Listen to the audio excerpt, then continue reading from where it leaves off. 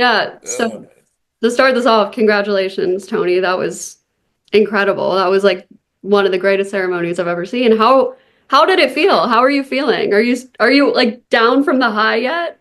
Yes, it's definitely so real. I mean, it was flattering, it was humbling. I mean, I enjoyed it. I melted in it. I did everything that I said I wasn't gonna do. I said I wasn't gonna cry. I cried. I said I wasn't gonna be nervous. I was nervous, and and I said I wasn't gonna talk too long in my speech. I ended up talking for damn near 25 minutes. So it was fun. Zebo, something that I think is so touching with you was when you came to Memphis and your intro presser, you said, I just want somebody to write a good story about me. And now your jersey is in the rafters with TAs. Yes. How surreal is that? Like mentally, how do you, process going from that? I mean, TA said, it's a blessing. Just to come where you from, being a kid coming up in the neighborhood, you know, being basketball being your favorite sport, always playing on the court like you Michael Jordan or you Scottie Pippen, and being able to live that dream. Not only that, just have your name going in the rafters, something to be there forever for your family to see, and man, it's no better feeling. And Tony, you feel the same way? Because did you like could you have ever expected that coming to Memphis that they would retire your jersey? Man, not in a million years, man. Like I said, come from where I come from. Just looking at just how great you have to be to get that done. And you know what I'm saying? I'm not one of those 20, 30 point scorers. I can honestly say, like, I can see why Zebo's up there, but myself being a defensive player, being a guy that, was not even an option on the offensive end, pretty much having to go get it. Uh, it was like, wow. But then once I sat back and like I said, I melted in the moment to understand, yeah, the culture being changed, pretty much that tenacity we play with, that all heart, grit, and grind mentality. I Yeah. can understand why I got honored, and like I say, it's one of the greatest milestones of my life right now. Yeah, yeah, yeah. So grit and grind. Obviously, everyone in Memphis knows Mark, Mike, the two of you. But grit and grind, like if well, you're grit, then you're grind, and vice versa. Like it was y'all. Y'all were at the center of it. It started because Tony, we all know, in a post-game presser, you were like, it's all heart, grit, grind. Extra. It seemed you did a lot extra tonight. Great game tonight, Tony. Yeah, it's just all hard. Grit, grind. How soon after you, first of all, was that just a spur of the moment thing? Did you know you were going to say it? And how soon did you know how huge that would be? Yeah, well, first thing first, I did not know it was going to go wildfire like that, but one of the things that I was feeling that day, I was just upset about my preparation. It was one of those things to where, I wanted my homeboy to be riding in the trenches with me, as we say. And he didn't. And, I basically was surprised to even get the interview. Hell, I didn't even thought Zebo was going to get the interview because he had a phenomenal game. You get what I'm saying? And just to see Rob Fisher come and give me that interview and the first words that was coming out my mouth was all hard grit and grind, and then from there it was history. It was history. It's isn't that wild? I feel like the whole era had so many catchphrases. Zebo, you had the "We don't bluff," "Believe Memphis," "Grit and grind." It's really fun. It's like y'all said one thing, it was slapped on a growl towel everywhere. But no, the whole city was riding this wave with you guys. And honestly, like that's really why. Well, first of all, like just quickly, I work in sports now. I was a kid growing up in Memphis with grit and grind. I would not be working in sports if it weren't for y'all. Not Oh wow! Thank you, thank you. yeah, for real. Like Yes, I thank just you. I want to like emphasize how much Yes, this is really full circle for me. yes, Yeah, getting to talk to thank you. yeah, the people and like my mission with this interview and just talking to you guys. Well, first of all, we got to reminisce, we got to talk about it, but people are casuals and they will say, "Oh yeah, like TA and Zebo were nice, but like jersey retirement." Yeah, And we know they were casuals, but I really yeah. feel like people don't realize how special that time was and how special those runs were. And just you had to be there. And Yes. like, there's not a single person in Memphis that would ever be like, oh, they shouldn't have retired their jersey. So Uh, let's go back to the beginning. San Antonio Spurs, seed. We're the 8th seed. We never won a playoff game. That's something y'all need to know, okay? Yeah. No playoff games franchise history. Y'all come in, but you wanted to play the Spurs, Yeah.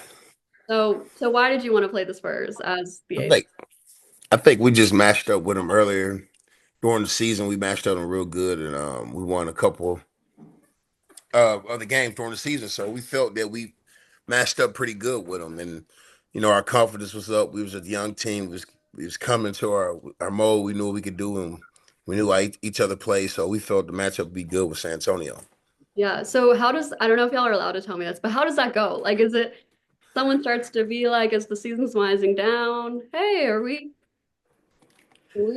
I don't know. I think for us it happens because really for us we don't really miss games like that for not have to. So we wanted to play. So it just kind of we wanted to fall there and it just happened for us.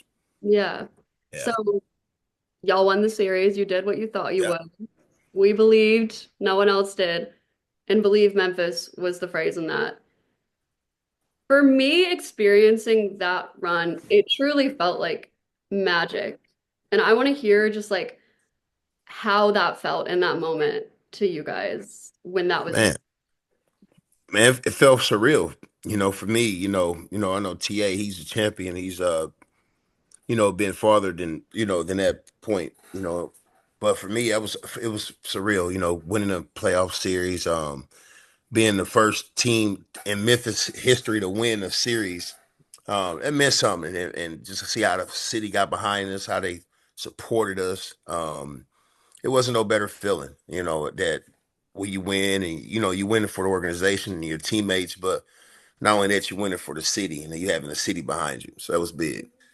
And yeah, and not only that, Z-Bo, you got to realize, man, you guys had missed the playoffs like by 8, 9 games that previous year, and so just me becoming an addition to the team, it was like I'm looking at our core, like yo, we can make some noise if we just all be on the same page, stay connected to each other defensively, and just listen to our coach. He was the spearhead of our great grand coach Holland, and just run the plays the way he gonna run. And it all made sense. It all made sense to the point where, okay, the city want to believe, put the motto up, we believe. We gonna go out there and show them, and we played hard and played together. So it wasn't no surprise. And then just to piggyback on what Zebo said, as far as turning the city up, we felt we matched up with the Spurs so well that we actually 3-1 them throughout the season. And we had great games. I'm talking about all of us. Either it was a lockdown game for me on Ginobili, whether it was a 20-10 game on Tim Duncan, or whether it was Mark Gasol hitting the game-winning shot, or what have you. We felt we matched up, and so we thought we had their number. And being in the postseason is all about matchups. And Yeah. I thought we took advantage of matching up with those guys when we had the opportunity. Yeah, absolutely. And then they never let us forget it, did they? No, they didn't. Shout Um, out to Pop. Right. We made good on that promise. Yeah, yeah. he did. But, we had teams, one of them, unfortunately, but that we met up with many times. It was really cool. We had like little rivalries. It felt like with them, it was never a rivalry because, Pop has them so chill and not, Yeah. getting into it. But obviously, we all remember the Clippers. So Yes. Zebo, I actually have a funny story. I was talking to Ah. Quincy Pondexter, and he told me a story that, okay, so him and Blake Griffin used to, you're like, oh, yeah. Yeah. Like, I know Blake. They used to play, I think they had the same trainers when the offseason they played. And one time during a game in the playoffs, Blake turned to Quincy and he goes, why does he hate me so much? And showing that you got in his head. So Zebo, Yeah. officially, why did you hate him so much? Man, what's so funny? Me and Blake, we're cool. I don't hate Blake. You just, in that time, the league's kind of different now.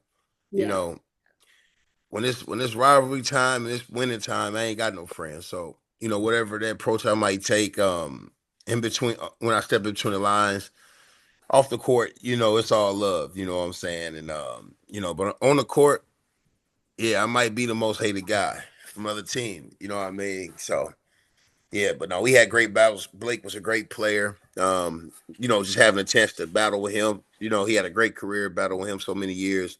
Mhm. Just a bunch of great battles. Yeah, for sure. At the Keep time, it real, Bo. Keep it real, Bo. Well, Hated him in between the lines, and he got a lot of hype. And you knew you were yeah, more skilled. You knew you were tougher. And you knew if you got a chance to get that battle in order, you was gonna be yeah. dominant. Oh, for sure. there, Every time, there you go. every time. Was it really all love at the time? Like now you're both grown and moved past it, but come Yeah, yeah. Now, Yeah, it was. It was. Now on. I'm gonna try to see him now. But we need Blake, him he a on the good guy pod. though. We need him Yeah, we out the got out mud the pod. mud, man. We gotta get you on there, Blake. Give you Hey, your flowers, brother. Talk shout about out off some the great book. battles. Yeah. No, you guys, I have listened to the podcast and you guys are Yes. amazing. You're hilarious. Tony, you're hilarious. And yeah, I mean, it's evident. Oh, sorry, I'm in New York. Let's let the siren pass for a second. The sounds of the city. I don't hear. I don't hear it. Oh, you don't? Nah. Oh, cool. Well, No. it's evident listening to your podcast how much these other players respect you. You know, you have Kevin Durant on there, a guy that you battled against in the playoffs. He's not someone who loves to do podcasts. And just, I think him being on the show just shows that he respects you. TA, obviously, your thing is defense, first team all defense, First. first team. Kobe has said you're the toughest defender he ever faced. So has KD. How does that feel hearing that? Especially, hearing that you had to really rework your game after the big injury you had. Obviously, there's no defensive player of the year award, even though you won it in a lot of people's hearts. But it's like, what does it feel like to have someone like Kobe and Kevin Durant to have their respect like that? Oh man, it definitely it's a great feeling. I can't front. But one thing for sure, too, for certain, is my preparation before games, my studying the film, my paying attention to detail and shooting around, and pretty much dedicating myself to that weight room and strengthening conditioning my body pretty much paid off to have those guys have that kind of respect for me because they were a tall task. I gotta admit, like playing against them guys, um, I after the game I would have maybe 4 ice packs on my knee, Mhm. 3 ice packs on my back, sit inside the cold tub. You get what I'm saying? And those guys definitely bring the best out of you. And if you're a competitor, you want to play at the highest level at all times. You don't want those guys coming in there getting comfortable. You don't want those guys coming in there feeling like they got the number on you. And you definitely didn't want to show no signs of fear, being intimidated. And one thing for sure, too, for certain, I always held that on my heart. Like if I was gonna compete, I was gonna compete at the highest level. And I think that's what they respected the most. I wasn't trying to come out there and shake hands and fraternize and hee and ha ha with you and ask you, where you going after the game. Heck no, I was the one coming in there, breathing hard in your ear, stand close to you in traffic as we go up and down the court, and pretty much being as physical as I can with those guys. And one thing I'd say stand out that kind of always make me smile when we speak about Kobe is he said in that interview I remember him saying, uh, I would score 6, 7 buckets on Tony. You know, he would never flinch. He would never budge. I would punch him in his chest with my elbow. Get him deep down in the post. He would never scream for help. And what that told me was that, hey, he not scared of me and he ready to compete. So I need to bring my A game.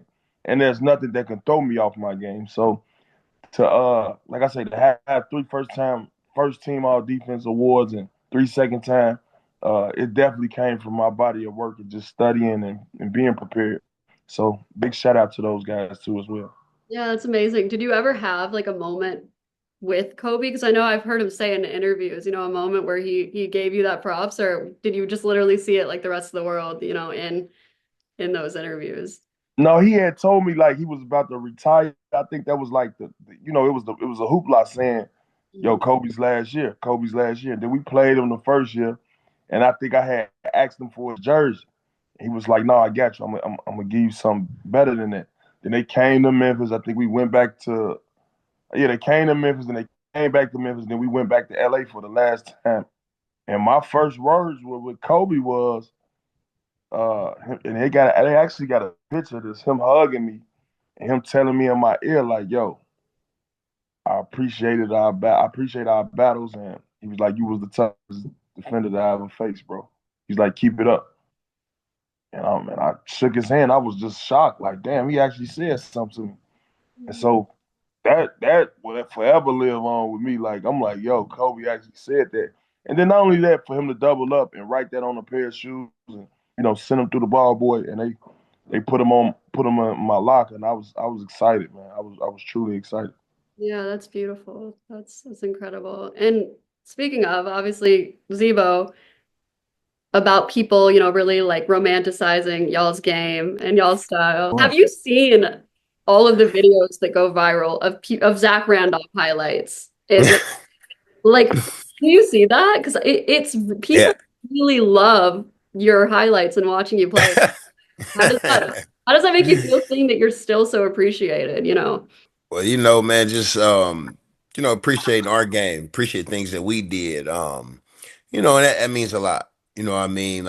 Because the game has changed so much. And still getting recognized for your game. It says a lot.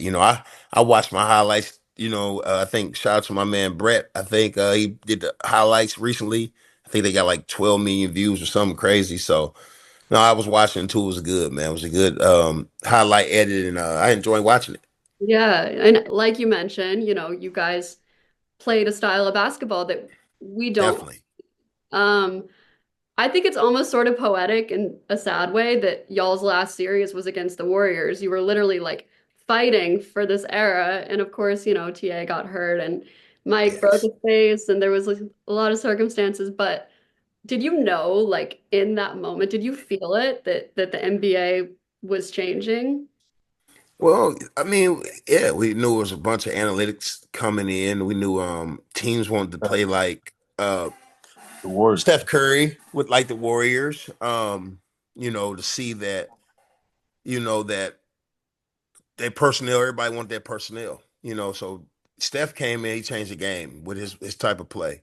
With his 3-point shooting, that team, Clay and coaches and organizations seeing how they play, and that's how they want the game to get more shots up and get a faster pace. Yeah. Yeah, what about you? Yeah, How'd you I definitely knew it was coming when they start asking Big Spain when he's the trail big, he has access to shoot that three. That's an open shot. He should take advantage of that shot. And I was like, big fella, that's you comfortable with that? And I would see him in shooting around, shooting that shot, and then I saw him flirting with it. I was like, yo, this is a copycat league. That's when I noticed. I was like, yo, these guys actually won a championship this way, with the big shooting threes and, you know, uh, getting more threes than twos, and that'll give a better chance to win the game on the analytics side. And that's when I knew. I said, yeah, this if my three ball don't get to getting up in the percentage side, I know I'll be out this thing. Oh And no. that was one of those. I knew early. Trust me, I knew early. Yeah, man. It's sad, and I think that's why people still resonate so much with y'all's games and highlights, and even the love I saw on social media for TA when he got his jersey retired, because people miss that. People miss, they don't know what they miss until it's gone. So I I definitely feel like that style of basketball is very mixed. Is there anyone, first of all, do you watch the league a lot these days? I tend to Mhm. watch a little. I tend to watch a little bit. Okay. Is there anyone in the league that you feel like, all right, he's got some grit and grind in him? Like, who would a if first team grit and grind be in the modern NBA? Can Oh, you do that? that's good. If I That's if good. I if I if I could pick a guy, it would be those Thompson twins. Okay. If For you pick sure. one, Pistons, Pistons or Houston. So Those teams, and I would have to say the Houston Rockets pretty much give you a style of that grit and grind basketball. You look at the guy like Sangoon, You know, got post moves like Mark. He got a Sangoon, got a heart like ZBO. You know, they're underdog team. You know, they're not a big market team, but you definitely don't want to come in there slacking. You need to bring your A game against them at all Yes. costs. And so if I had to compare team wise, it would definitely be Houston. But as far as player individuals, it would definitely be the Thompson twins because those guys don't get no calls played for them, but they attack the glass, they slash, they defend, they rebound, and they're just real good team players. So whatever program they come from, I don't know what program they come from, but I Yeah. can tell you they showed them how to play the right way and play hard. I can tell you that. And I like the other guy on there with him. I like Jalen Dern, the Yeah, young guy Memphis. from yeah, Oh, from yeah, he he's played at Memphis. yeah, he played in Memphis. He's one of my guys. I think, like you said, a grit and grind. One of the guys is tough. Don't battle, don't get a lot. All ass. Get him a offensive rebound and dunk it back, a screen and roll, get it off the backboard. So he one of the guys definitely too with the Thompson twins. Yeah. So who would the first team be? It would be Thompson twins. Thompson, Jalen. I like Dort. I like my boy Dort off of Oh, OKC. Dort, yeah, I Yeah, I like forgot Dort. about Dort. He's a little Dort. pitbull. Yeah, he Big does. shout Yeah, out to he Dort. yeah, he tough, man. I like Dort. So Dort he can be on that team. So it's some What about guys. what about what about what about Jalen McDaniels for the Oh yeah, Timberwolves? for sure. For sure. He James like he Johnson, it's a locking lot he of locking guys. stuff up too. Yeah. Yeah. The league is in a good place. Let's just say, man. I Definitely. know. It's a lot of people saying that you know the viewership is down, but we'll see who win this next championship. I'm pretty sure it's gonna change the narrative to a lot of people, man. Because I'm telling you, got some exciting teams. We was just talking about the Pistons. Excuse me. We were talking about a lot of teams, and I think this year's up for grabs. Yeah, it's very wide open in the West, especially. Yeah, I'm like, can I ask you guys what you think of the Grizzlies right now? I think the Grizzlies once, I know Jaren, he missed some games. He's back now. Ja, he's getting better, getting ready to play. So I think with us being healthy, we can make some noise. I like this team. I like the way Jaren came on this year playing big and way he stepped it up and everybody else filling in. Yeah. Well, I like that you said us because I've actually been wondering and wanting to ask you You're how right, weird was it a few years ago when Mike Conley played the Grizzlies in the playoffs? That was crazy. That was crazy. Time flies. Who are you rooting for in that? Are you texting Mike? Are you laughing with him? Are you trolling him? Like, Right. We rooted for Mike and we rooting for the Grizzlies, right? So it's yeah, like, you kind of torn in between the two, honestly. yeah. right. Because it's like, all right, okay, I want Mike to do good, but not too good to beat us. Okay, okay. You get No, what I'm saying? So, yeah, and it's like that every time we play him. But we all know that Mike is definitely trying to win a championship. We know he's doing as much as he can, to fight for his team. But with me and Zebo being the ambassadors of the team, man, and the pioneers of this grit and grind thing, we gonna always bleed blue. So we got love for you, Mike, but you come up in the grind house, man. We trying to take you down. Oh, I love it. I love it. So yeah, the four of you were the guys. Like you were the heroes. As I said, you two were grit and grind. Why did the four of you work so well? Like on the court, off the court, just why was it so perfect? I think just because we knew our role, we knew we had to do. We was leaders of the team. Knew the guys looked up to us, and we knew how we go. That's how the team goes. So I think with that, and we just gel so well together. You know what I mean? And it just worked. It's like the perfect puzzle just fits itself together. That's what that was with the core four. I agree. I agree. Everybody tried to be a piece to the puzzle. It wasn't like like I said, we didn't have that prototype, prolific type score, get it at the mid post, a la LeBron James, a la Kevin Durant, a la Carmelo. We had guys that were grinders, and every piece to the puzzle counted. Whether it was me slashing to the basket, getting a tip dunk, or getting a steal to get us extra possessions, that was helpful for our team. Whether it was Zebo getting in the post, getting a game-winning rebound, or getting a game-winning score, it was helpful to our team.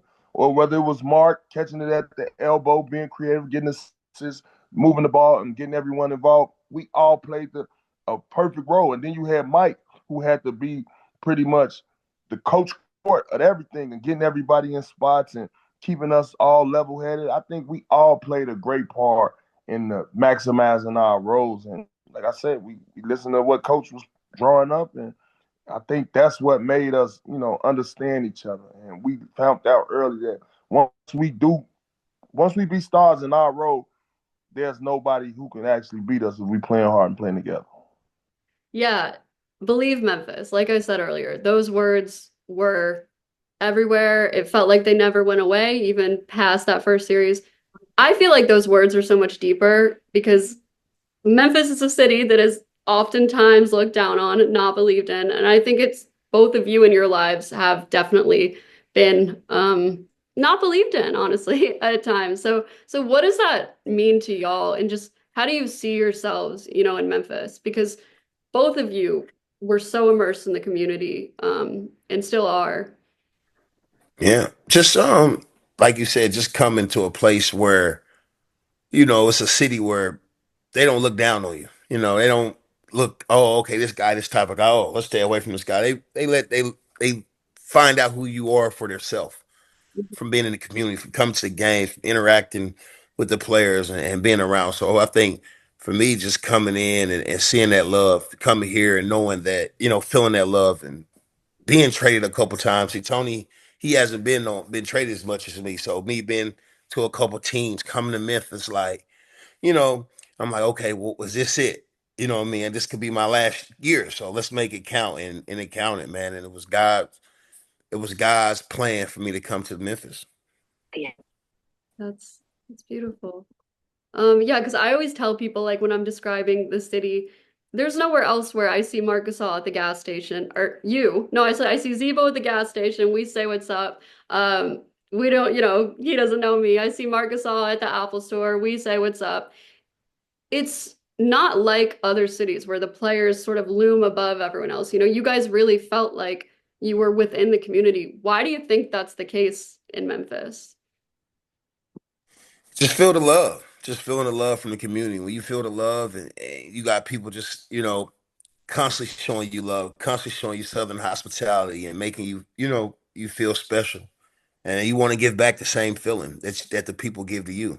And that's love that gave to us in Memphis. And we just always wanted to give it back. And we're still giving it back till this day and prior to the day that we die. Uh, I reckon, just to piggyback on what Zebo's saying, like, this is a blue collar town. It's one of those cities where nothing is given, everything is earned, and I think that's what they respect about us. And we do our due diligence in the community, not because somebody tell us to. It's just because our heart and where our direction of wanting to help is geared to.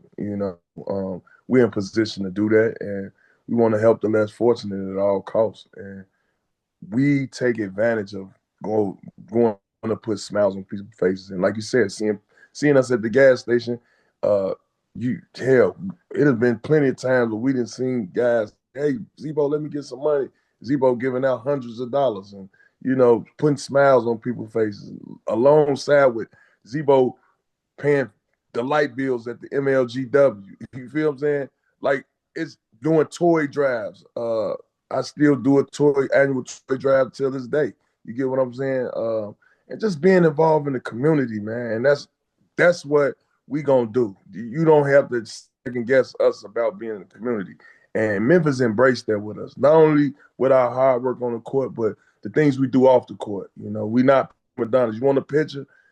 We giving everybody a picture. You know what I'm saying? We leave until the end of the events to give pictures and hugs and love and smile. And that's just what we all been about. We've been all heart. It's just part of our DNA. Yeah, no, I think that's really beautifully said. And it feels like, obviously I'm biased because I'm from Memphis, but it feels like there's a real authenticity to people in Memphis. And you guys obviously both have that, so.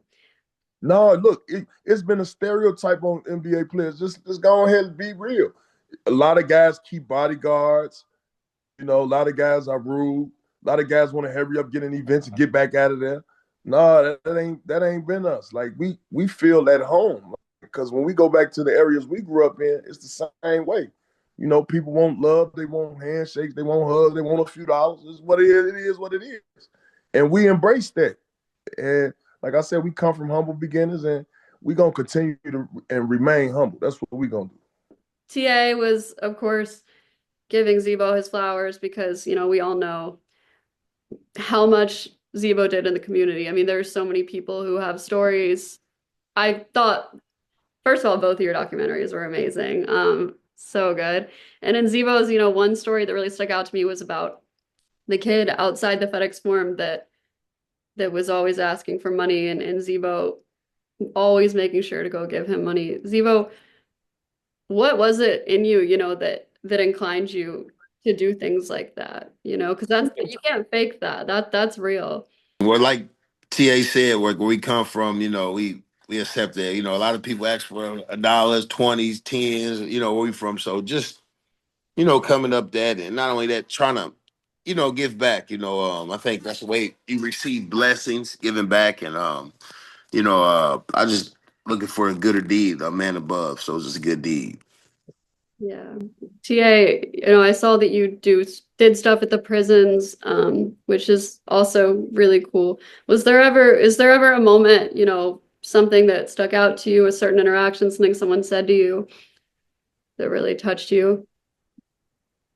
When me going to do that, honestly, I do it because you know, a lot of my partners was my homeboys or what you call it were misguided and undecided and you know what they want to do, and a lot of times that's where they headed, you know, from the things that they got involved with. And you know, my youth, it only led you to those two type of things, death or in jail. So when I can get a chance to go in there and talk to them, give them some type of hope, give them some type of understanding that I'm from that, uh, I think it's going to help them have better decisions when they get out and just give them some sort of belief. And I always take advantage of that. And no, but to answer your question, I just did it because I know it's some people in Memphis that got my same story. Hopefully, it's somebody that come out of there understanding that, hey man, let me go and get my acting order. Maybe I can be an entrepreneur. Maybe I can be a rapper, a singer, a lawyer, a doc, whatever the case, whatever's on their mind. Just go chase your dream, and that's basically what I'm in there doing, giving guys hope. Yeah, that's beautiful. And again, it's apparent with both of you, just the way you were immersed in the community. As I Nah, said bro. earlier, a lot of people in 20 years, you know, might only look back and remember the teams that won championships, right? So what do you want those people to remember about Grit and Grind, about the team, about the runs you had? Man, it was a lot. What I want to remember is a bunch of guys that got together that probably wasn't on everybody's radar, and you know the rough around the edges type of guys like me, myself, and Tony Allen, and to make that run and get the city behind us, and how we got behind the city, you don't really see that often too many times. And we didn't win no championship, but we won a championship in the heart of the people, the heart of the Memphis people, the heart of the Grizzlies, the heart of the city. You know, from the janitor to the richest man in the Memphis, Tennessee. So, and we made that impact, and that's what it's all about. Amen. I cannot think of a better way to end it. Yeah. That was beautiful. Oh, Grit and Grind was definitely not only just you know playing hard, playing together, going out there competing, but it also, you know, having that heart in the community, also, you know, understanding that, you know, that we're gonna go out here and compete at the highest level, even when we count it out. And that itself is bigger than, you know, just the words that I was saying, because you actually have to go out there and prove that night in and night out. And so one thing for sure that they ain't gonna forget, they ain't gonna never forget me yelling out first team, first team all defense. No, they will not. That is amazing. For sure. No, but for real, I really appreciate you guys taking the time to talk to me and everything you did, you know, just know how loved you are in Memphis and how there are people like me who literally you are the reason I work in sports. So yeah, this means a lot. This is definitely a career highlight for me. So thank you guys. Thank you, Molly. Molly, that's what I'm saying. Molly, 20 years from now, you're gonna be doing the special edition on the Keeping Our Name Alive anyway. So we Hell good. yeah, for sure.